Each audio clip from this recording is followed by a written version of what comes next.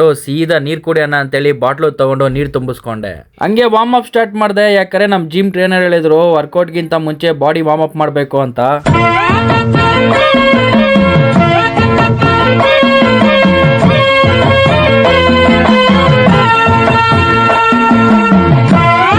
ಗುರು ಹಂಗೆ ಸೀದಾ cardio start ಮಾಡಿದೆ. ಯಾಕಂದ್ರೆ ಈ ನಡುವೆ ತುಂಬಾ ದಪ್ಪ ಆಗ್ಬಿಟ್ಟಿದ್ದೆ ಗುರು. ಹೊಟ್ಟೆ ಕರಗ್ಸೋಣ ಅಂತ ಹೇಳಿ ಫುಲ್ ಕಾರ್ಡಿಯೋ ಸ್ಟಾರ್ಟ್ ಮಾಡಿದೆ.